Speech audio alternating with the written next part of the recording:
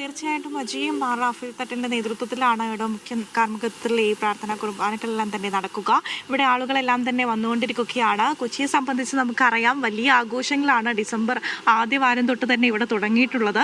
ഈ ആഘോഷങ്ങൾക്ക് ഒട്ടും ഒരു ദിവസം പോലും കുറവില്ലാത്ത രീതിയിലായിരുന്നു ആഘോഷങ്ങളെല്ലാം തന്നെ പുരോഗമിച്ചത്. അതിനുശേഷം ഇപ്പോൾ ഇതാ ക്രിസ്മസ് രാവ് ഇവിടെ എത്തിയിരിക്കുകയാണ്. 11:30 കൂടിയാണ് ഇവിടെ ഈ കുർബാന തുടങ്ങുക എന്നുള്ളതാണ്. ഇവിടെ എല്ലാ ഒരുക്കങ്ങളും തന്നെ പൂർത്തിയായിട്ടുണ്ട്. ആളുകളൊക്കെ തന്നെ വന്നുകൊണ്ടിരിക്കുകയാണ്. സീറോ മലബാർ സഭയുടെ ആസ്ഥാനത്താണ് ഞാനിപ്പോൾ ഉള്ളത്. മൗണ്ട് സെയിൻറ്റ് തോമസ് ചർച്ചിലാണുള്ളത്. അപ്പോൾ ഇവിടെ സംബന്ധിച്ച കാക്കനാടാണ്, കുറച്ച് ടൗണിനും കുറച്ച് അടുത്തല്ല എന്നുള്ളതാണ്. ഉള്ളിലേക്ക് വരുമ്പോൾ ഇവിടെ ഒരു ശാന്തമായ പ്രദേശത്ത് നിൽക്കുന്ന ഈ പള്ളിയെ സംബന്ധിച്ച് വലിയ രീതിയിലുള്ള ഒരുക്കങ്ങളാണ് ഇവിടെ എല്ലാം തന്നെ നടത്തിയിരിക്കുന്നത്. 11:30 കൂടിയാണ് കുർബാനയ്ക്ക് തുടക്കം കുറിക്കുക. പ്രാർത്ഥനാ ശുശ്രൂഷകൾക്ക് ശേഷം കുർബാനയ്ക്ക് ശേഷം ബൈബിൾ വായിക്കും. അതിനെ തുടർന്ന് ഉണ്ണീശിൻ്റെ രൂപം വഹിച്ചുകൊണ്ടുള്ള പ്രദക്ഷിണമായിരിക്കും ഇവിടെ. അതുപോലെ തന്നെ അഗ്നി ശുശ്രൂഷകൾക്കായിട്ടുള്ള ഇതും ഒരുക്കിയിട്ടുണ്ട് എന്നുള്ളതാണ്. നമുക്കിപ്പോൾ ദൃശ്യങ്ങൾ കാണാം.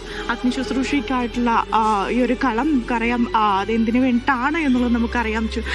ഉണ്ണിയേശുവിന് ഈ ഒരു തണുപ്പുള്ള രാത്രിയിൽ ചൂടേകാൻ വേണ്ടിയിട്ടാണ് ഇത് ഉണ്ടാക്കിയിരിക്കുന്നത് എന്നുള്ളതാണ്. അതുപോലെ തന്നെ വലിയ രീതിയിലുള്ള പുൽക്കൂടുകളടക്കം ഇവിടെ നിർമ്മിച്ചിട്ടുണ്ട്. നമുക്കറിയാം, ഡിസംബർ ആദ്യവാരം തൊട്ട് തന്നെ ഈ എല്ലാ ഒരുക്കങ്ങളും എല്ലാ പള്ളികളിലും അടക്കം ആരംഭിച്ചിരിക്കും. നമുക്ക് ഇവിടെ കാണാൻ വേണ്ടി സാധിക്കും.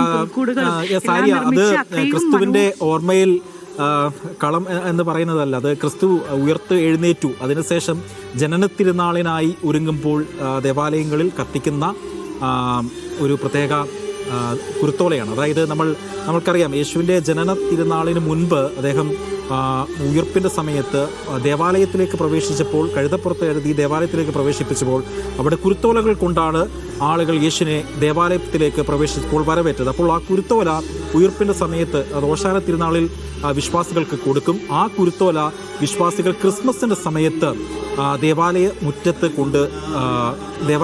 കത്തിക്കും. അതാണ് ആ ഒരു ചടങ്ങിൻ്റെ പ്രധാനപ്പെട്ട കർമ്മം എന്നാണ് ആര്യ മനസ്സിലാക്കേണ്ടത്. ആര്യ, അത് മാത്രമല്ല, ഈ കാക്കനാട് സെൻറ് തോമസ് മൗണ്ടിൽ മേജർ ആർച്ച് ബിഷപ്പ് മാത്രമാണോ തിരുക്കർമ്മങ്ങൾക്ക് നേതൃത്വം നൽകുന്നത്? മറ്റു പിതാക്കന്മാരെന്തെങ്കിലും ഉണ്ടോ? മറ്റു വിശദാംശങ്ങൾ? Aji, major archbishop Raphael തട്ടിലാണ് ഇവിടെ മുഖ്യ കാർമ്മികത്വം വഹിക്കുന്നത്. കൂടുതൽ വിവരങ്ങളൊന്നും തന്നെ നമുക്ക് അറിയില്ല. 11:30 കൂടിയാണ് ഇവിടെ തുടങ്ങുക എന്നുള്ളതാണ് നമുക്കിപ്പോൾ മനസ്സിലാക്കാൻ വേണ്ടി സാധിക്കുന്നവർ പറയുന്നത്. 11:30 കൂടി തന്നെ ആളുകളെല്ലാം തന്നെ എത്തി ഒരു കുർബാന തുടങ്ങും എന്നുള്ളതാണ്. ഇവിടെ വലിയ രീതിയിലുള്ള ഒരുക്കങ്ങൾ തന്നെയാണ് പൂർണ്ണമായിട്ടുള്ളത്.